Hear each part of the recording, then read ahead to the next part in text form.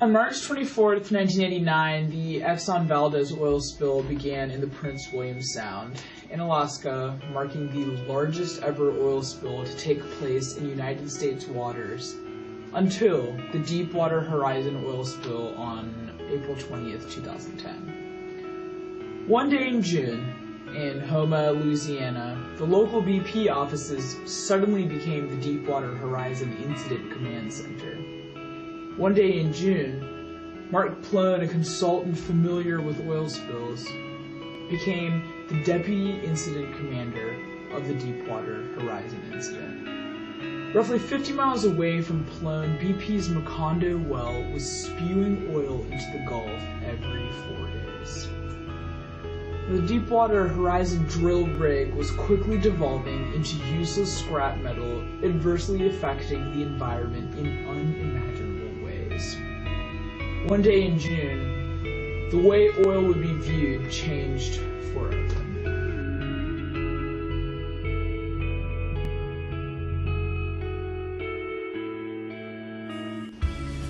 On April 6, 2010, 25 coal miners were killed in a West Virginia coal mine explosion.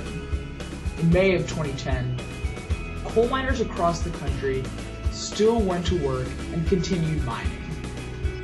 On July 17, 1996, a Boeing 747 exploded and crashed near eastern New York, killing all 230 people aboard the aircraft.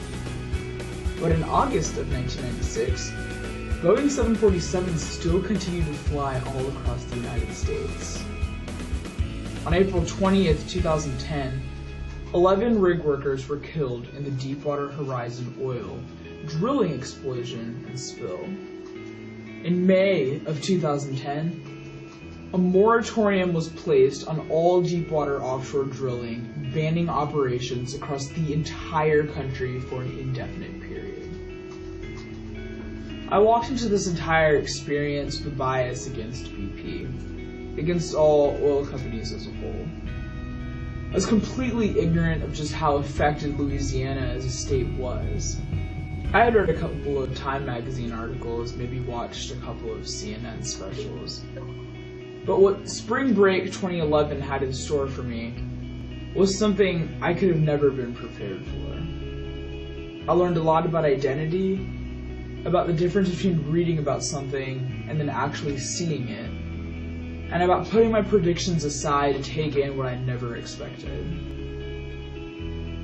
We saw the fish, we saw the birds, and the cleanup efforts, but as the nation began to focus on the oil clogging up all the marshes in the Gulf Coast, the families of the 11 rig workers that were killed on April 20th, 2010, started to feel that their losses were ultimately being forgotten amid the worries about all the ecological impacts of the spill.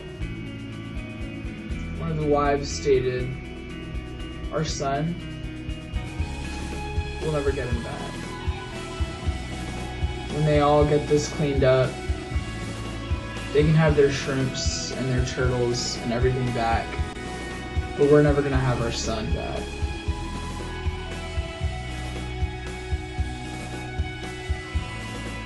Here are their stories. Jason C. Anderson, 35, Midfield, Texas, father of two, wrapping up his last ever shift on the Deepwater Horizon. He cleaned out his locker and would have left the rig on the first helicopter out on the morning of April 21st. In his last phone call to his wife, he said that he was glad he had the chance to see his rig brothers one last time. Aaron Dale Burkeen, 37, Philadelphia, Mississippi. He was married, father of two, had a 14-year-old daughter named Erin and a 6-year-old son named Timothy. He died 4 days before his 38th birthday, and his best friend watched helplessly from the lifeboat as the whole starboard side of the rig erupted. Donald Clark, 49, Knowlton, Louisiana. Married, Sheila Clark. He was a family man, a real good asset to the community. He would help in any way that he could. Friends of Clark said that he had only 2 hours left on his shift and was due to return home April 21st. Stephen Ray Curtis, 39, Georgetown, Louisiana. Curtis was a U.S. Marine veteran, married, and had 2 teenagers. He taught his son how to hunt, play baseball, and was active in his church. Roy Wyatt Kent, 27, Jonesville, Louisiana, was married to Courtney Kent. At the end of each day of Kemp's shifts, Kaylee, his daughter, would begin a daily countdown until he arrived home. Carl D. Kleppinger Jr., 38, Natchez, Mississippi, was a U.S. Army veteran of Operation Desert Storm. He enjoyed NASCAR and cooking barbecue. He's married with 1 son named Aaron. He was just a good man, and I don't know how we're going to make it without him, said his wife. According to his obituary, he considered his crewmates on the Deepwater Horizon his second family. Gordon L. Jones, 28, Baton Rouge.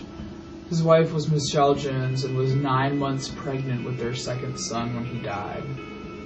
He had just gotten off the phone with his wife 10 minutes before the explosion. He died 3 days before their 6th anniversary. Keith Blair Manuel, 56, Gonzales, Louisiana, was a father of 3. Kelly Takina, Jessica Manchester, and Ashley Manuel. He was engaged to Melinda Becknell. He called his fiancée at 7:30 that morning and told her they were having a problem with the rig, but that they were solving the problem. Dewey E. Rivette, 48, State Line, Mississippi, was married with 2 daughters. He'd been working with Transocean for 29 years, and according to survivors of the explosion, Rivette had expressed concern and opposition on April 20th to BP's new drilling plan. Shane M. Roshto, 22, Liberty, Mississippi, was married to Natalie Roshto. He was a father of 3-year-old Blaine. He teased his wife sometimes, saying, "The oil field gave me life, but it's going to take my life too." Adam Weiss, 24, Yorktown, Texas. During time off, the former high school football star spent time with his girlfriend, hunted deer, and fished from his boat. He drove 10 hours to and from Louisiana every 3 weeks to work on the rig.